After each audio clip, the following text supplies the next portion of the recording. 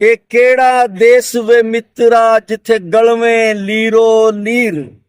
ਜਿੱਥੇ ਪਲ ਪਲ ਸਿਰ ਤੇ ਲਟਕਦੀ ਹੈ ਵੇਲੇ ਦੀ ਸ਼ਮਸ਼ੀਰ, ਜਿੱਥੇ ਵਿੱਚ ਕਲੱਬਾਂ ਨੱਚ ਰਹੀ ਹੈ ਵਾਰਸ ਸ਼ਾਹ ਦੀ ਹੀਰ,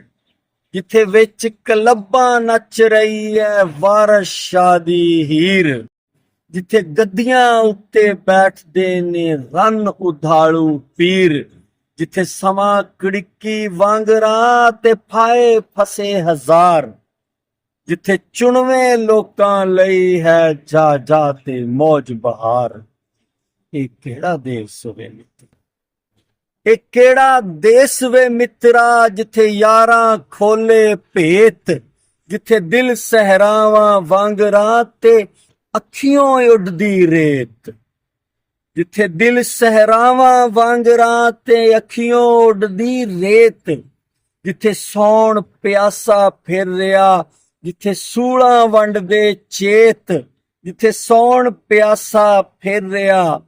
ਤੇ ਸੂਲਾਂ ਵੰਡਦੇ ਚੇਤ,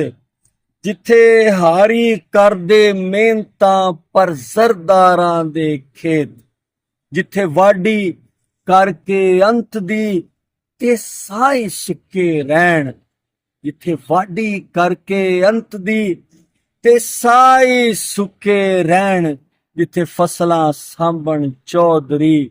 ਤੇ ਮਾੜੇ ਭੁੱਖੇ। ਆਪਣੇ ਮਨਪਸੰਦ ਸ਼ਾਇਰੀ ਸੁਣਨ ਲਈ ਸਾਡੇ ਚੈਨਲ ਨੂੰ ਲਾਈਕ ਤੇ ਸਬਸਕ੍ਰਾਈਬ ਕਰੋ ਤੇ ਕਮੈਂਟ ਬਾਕਸ ਵਿੱਚ ਆਪਣੀ ਰਾਏ ਜ਼ਰੂਰ ਦਿਓ। ਬਹੁਤ ਸ਼ੁਕਰੀਆ।